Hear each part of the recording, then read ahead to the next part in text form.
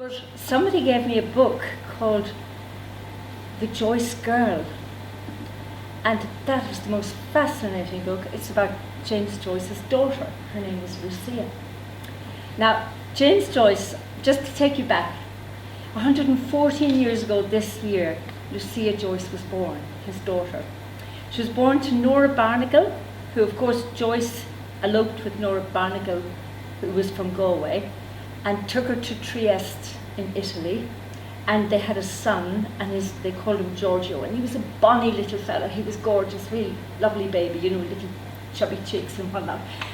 And then, a few years later, came along the daughter, Lucia, and she was a scrawny little child, and she had a squint. So the mother didn't bond with her. Nora didn't bond with her at all. She didn't actually like her. And this was the beginning of a sad and unfortunate life for Joyce's daughter. Joyce did like her himself, but if you don't mind, I'll just read you the wee bit in the beginning about this. Oh yeah, when Nora came home from the hospital after having the baby, she returned to her flat. They had a flat.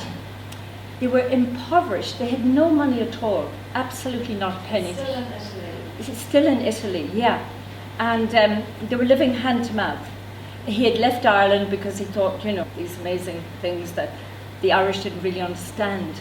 And so he left Ireland. And some of that was fair, but some of it was possibly had a little bit. Would you agree? Finbar, he maybe had a bit of a chip on his shoulder. I don't know. I think he was very pissed off with the Catholic Church. He wanted to break away from it. Yeah, didn't like Catholicism. I can't blame him after listening to Loretta, in a way.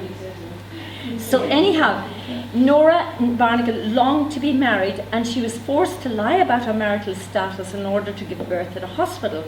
In all, not an auspicious start, but it was bad enough to make her abandon her own. Was that bad enough for her to make her abandon this child 25 years later? Because this is what happened. There have been lots of biographies. If you get your hands on one, do read it. It's a fascinating story, this Lucia. And have any of you heard of her before? No, I'm delighted. That's great. It's just lovely to introduce you to the fact that Joyce and his wife Nora, they were very in love themselves. So the children were kind of appendages, really, and they felt that. They felt that they were just, they were there, but yeah, it wasn't about them at all.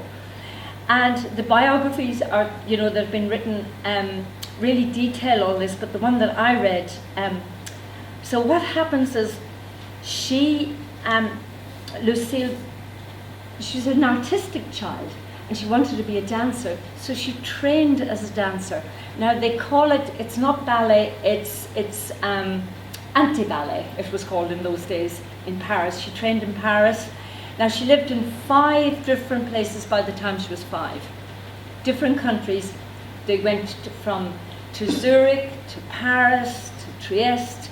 They spoke Italian in their house, although mother tongue was English. They spoke very poor. She was, somebody defined her as being illiterate in 3 or 4 languages. So very poor Italian, very poor English, very poor French, very poor German. So the poor girl, where do you go with all that? Because your parents don't speak them properly either. And so she decided she'd become a dancer, and she was a beautiful dancer. She went into competitions. It was like ballet, but you didn't wear shoes. That sort of expressive dance, a bit sexual in its nature as well, and very, very fashionable in Paris way back in the 1920s. And she joined a troupe of 6 girls, and they were just so popular all over the continent. They danced in all over the European continent. Anyhow, she became exhausted at 21, and she decided she wanted to do ballet. So she went to train as a ballerina, and she had, I'm going to have to remind myself, after 7 years of training in the left wing of dance, they call it, Lucia bolted to the right wing and embarked on a back-breaking course of ballet instruction with this fellow, whose name I can't pronounce, in St. Petersburg. And then she came out of there exhausted, and she probably had what we would call her first nervous breakdown. And her father and mother said, "Oh, for goodness sake, give that dancing away. Sure, it's not going to earn you any money, and you're really, you're not able for it." So she completely lost it and cried for a whole month, and then lost her career. But really, some people say that James Joyce was writing Ulysses, and he wanted her to be his muse. He really needed a muse. So he persuaded her to stop. Anyhow, she didn't like her mother, and the dynamics at home were really unfortunate. She threw things at her, and they had terrible riots and rows. And the next thing is, her father invited Samuel Beckett to come to be his understudy. Samuel Beckett was, he thought that Joyce was God, so he came along as an understudy, and she fell for him. And then she imagined he was fond of her, which he was, but not in the way she wanted it. And it broke her heart. And then she invited him for dinner and said to him, "Look, I think we should, And he said no, flat no. And after that, she had a bit of a breakdown. So she had affairs with few different people, artists and whatnot. And after lots of rejection and that, she had a full-blown breakdown, and her father, James Joyce, brought her to see a psychiatrist called Carl Jung, who I'm sure you've all heard of, in Zurich, and he diagnosed her with schizophrenia and really antisocial behaviour. She would, I can't remember some of the disturbed things she did, but they were dreadful. And he advised that she go into an institution. So she was put into an institution in Paris, and after a while she broke out and ran away. And then her father, he to be fair, he was very good, and he kept going to see her. Her mother didn't go and see her. So he got her out, and he got her into a place in London, in Nottingham I think it was, or somewhere outside of London. And again, she was in there for a while, and he decided, "I don't really want the English looking after my daughter." So he let her come out, and she went back to Paris to the family, and she continued to do crazy things, antisocial stuff. And then he sent her to Dublin, and she was staying with relatives in Hope, I think it was, and she burned the house down. And then, they had to get rid of her and send her back. Some of these things are really scary that she did. So they got her back. Was she your relation, John, did you say? Just joking. And tell me, she went back, they got her back to Paris, and after a while in Paris, the mental institutions said that they couldn't manage her. So they had to bring her back to England again. And when she went to the institution in England, the poor thing, that was 1951. She was there until she died in 1982. And it was the only people who visited her. Interestingly enough, Samuel Beckett visited her all those years. He even left money, which was the money from some of the writing he did with Joyce, to pay for her care there in the institution. And her father wrote to her, and other relatives wrote to her. But the interesting thing is that all those letters have been burned, and that everybody who's tried to write a biography about this poor woman, they fall upon, where's all the information gone? I mean, you should see photographs of her when she was dancing. She was so beautiful and glamorous and, gorgeous. And some people say, I've read a few of they researched a few of the people who have researched, or rather read a few of the articles, and some say that her mother and father were just so domineering that they never gave her any free will, and that there was a question of maybe sexual abuse with the brother. That was because he became a roaring alcoholic, all his life, but he was still a mummy's boy even when he was 40. And her parents didn't get married until they were in their 50s. And what persuaded them to get married was the son decided to get married to a woman who was 11 years older, so they thought, oh, it's good enough for him, it's good enough for us. So they get married then. And she never knew they weren't married before then, so that really shocked her in those days. She's a sad figure. She wrote a novel herself and wrote lots of letters, completely destroyed. And yeah, to protect Joyce, I suppose. But did she destroy the letters? No, she didn't destroy them. Who would have been her brother was the first person to commit her. So I think he would have been her, what is it called? Guardian, yeah. Maybe. Well, it was from, if you read about it, it'll tell you, you know, the letters, a whole book, the institution that she was in destroyed all the letters she'd received as well during that time. It's a mystery, but I suppose because it's a mystery, it's really a fascinating story as well. But they were a very dysfunctional family, very dysfunctional, very poor. And then he was trying to befriend all the popular people because he was getting a little bit of grant from this person and that person, you know, and he was trying to, and they had, very little time for their, I suppose, So how many children? 2 children, and the boy was the eldest, Giorgio, and he was the little plump fellow who was but then he became an alcoholic, and then the sister. They didn't seem to have any cousins because they were moving from so many places, you know. No grandparents, no extended family, just themselves. Yeah.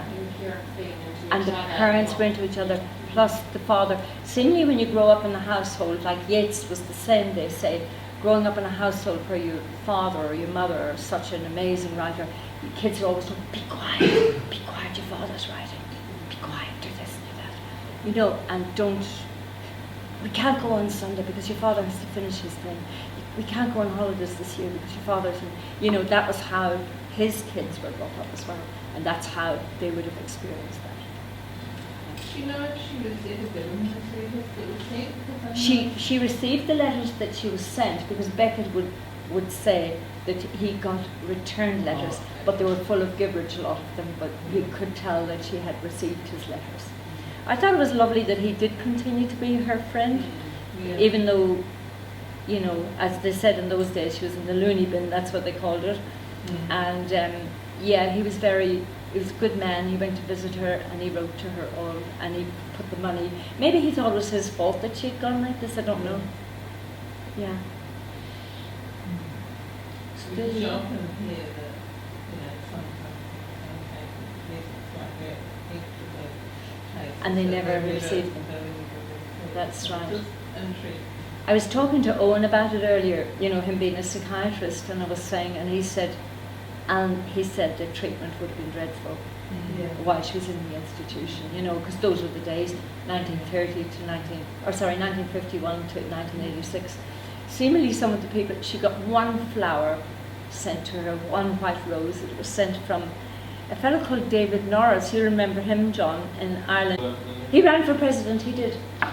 He also wrote a biography about her, and he went to see her, and he knows he's a big Joyce fan, and he sent one white rose for her coffin, and that's the only flower that was there. And she would never see it.